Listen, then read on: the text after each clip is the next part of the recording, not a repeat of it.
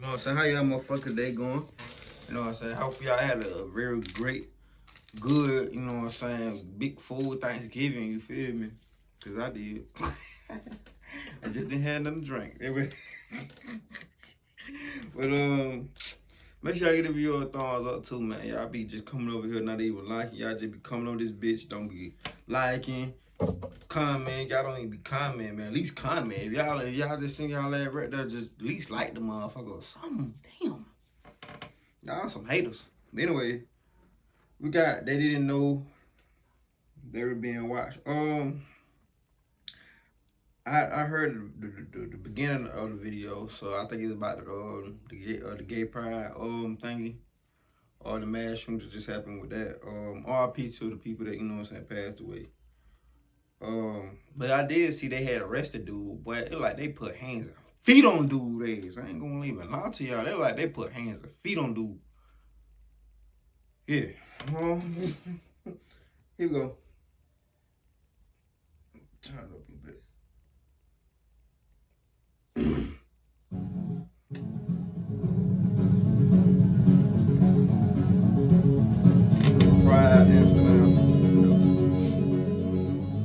On September 27th, 2018, in a little city in the Netherlands, a security camera captured 6 men walking calmly toward this brick bungalow inside one of the country's holiday parks. A holiday park is a place that offers cheap accommodations to tourists. They typically have things like campsites, RV parking, cheap bungalows for rent, and they also often offer things like swimming and golfing and bowling, so it's kind of like an all-in-one for families on vacation. But on this September day, these 6 men caught on camera were neither family nor on vacation. Instead, as they walked, it was very clear from their body language that the only thing they were interested in was getting inside of their holiday bungalow.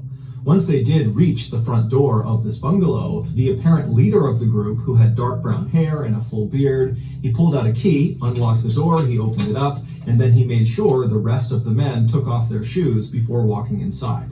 And then once all the men were inside the door, the leader shut the door and locked it behind them. And then barefoot, they walked through the hallway into this corner living room in the back of the bungalow. And in this room, there was this L-shaped couch that was centered on a coffee table and a couple of chairs scattered throughout the rest of the room. And so the 6 men kind of took up seats in these different places. And then after they were all sitting down, 2 of the men who had been seen walking into the bungalow carrying backpacks and duffel bags, they pulled those bags out and set them on the coffee table. And as soon as these 2 men did that, the other 4 men who had been chatting amongst themselves went completely silent and turned and just faced the bags on the table. It was very clear that whatever was in the bags was very significant. So significant, in fact, that the group had pulled most of the curtains across all of the windows inside of this bungalow to make sure no one outside could look in and potentially see the contents of these bags. And once the 2 men unzipped the duffel bags and backpack and began putting the contents of the bags onto the table, it became incredibly clear why the men were so on edge. In 2020, we defeated Donald Trump and elected Georgia's first black senator. Now we have to vote again to give Reverend Warnock a full term in the Senate. And stop Herschel Walker. We have the power. Vote by December 6th. I'm gonna let y'all hear this shit. Oh no. They pushing it now, bro. Inside of these bags were guns. And in the Netherlands, no private citizen is allowed to possess them. Over the next hour, the 2 men who had actually carried the guns into the bungalow, they began going over some instruction with the other 4 men of how to use these slick black pistols and AK-47 rifles. They taught them how to load the guns and reload and how to aim, and they did a number of dry firing exercises, which is basically pulling the trigger on any real gun when the gun is not loaded. And so these 4 students paid careful attention to their 2 instructors, and at some point they became more confident, and you could just see the excitement was building in the room. At one point, one of the students grabbed 2 of the AK-47 rifles and held one in each arm and pretended to fire them simultaneously, like you would see in the Rambo movies. But when one of the 2 instructors reached back into one of these bags and pulled out a new item, a vest, and laid it on the coffee table, immediately the mood in the room shifted again. Now the students seemed more nervous than excited. One of the 4 students eventually walked forward and somewhat reluctantly extended his arm to allow the instructor to slip the vest onto him. And then once the vest was put on the student, you can see in the camera footage, there are pockets all over this vest with little wires poking out of them. This vest was a suicide vest, and the pockets contained explosives. As one of the instructors showed the student in the vest which cord to pull in order to detonate himself, you can hear in the background someone saying, "When the police come, you can take them with you."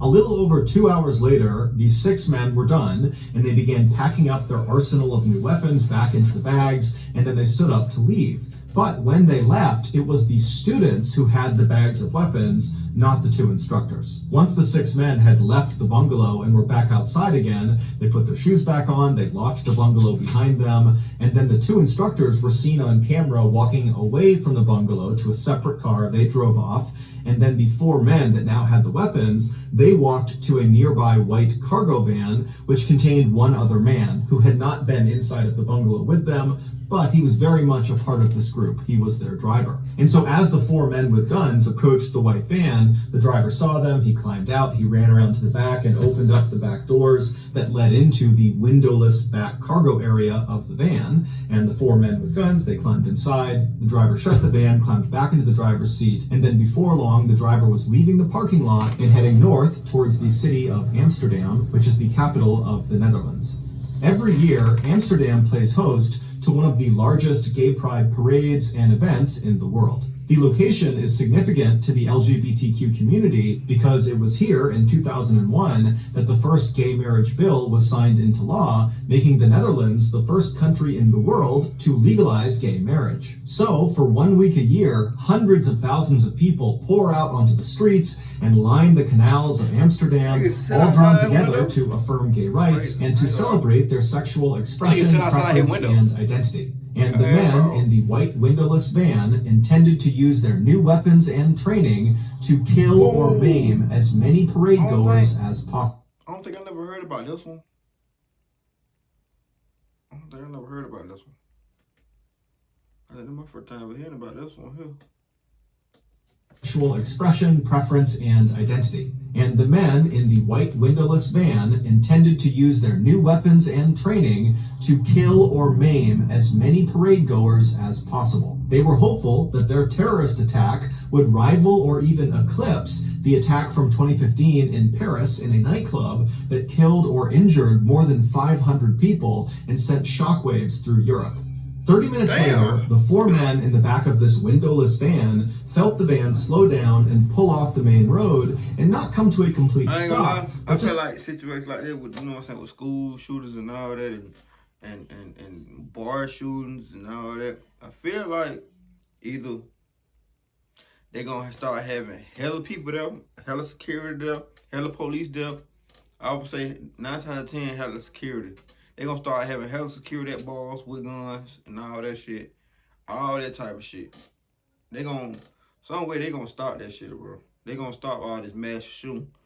It's some way they're going to, it's some way in the future, I know they're going to stop. Which was odd because they had no reason to slow down and they were at least 30 minutes away from their destination. And so instinctively, the men reach down and make sure their guns are safely stowed inside of their bags and out of sight in case somebody opens the back door. They don't want people to know they have guns. They are illegal. And so as the van continued to go painfully slowly for really no reason that was clear, the men in the back of the van were really starting to worry that something was wrong. Now remember, they have no windows. They can't look outside. They don't know what's going on. However, there was a small crack in the partition that separated the back of the van from the front of the van where the driver was. And so the men in the back of the van began craning their necks and looking through this little crack to try to see if they could understand what was in front of the van and, why the driver had stopped. And when these men looked through that little crack and they saw what was out there, they immediately began to panic. They began reaching down and fumbling for their bags, trying to open them up to get their guns. And then by the time they're kind of getting the guns into their hands,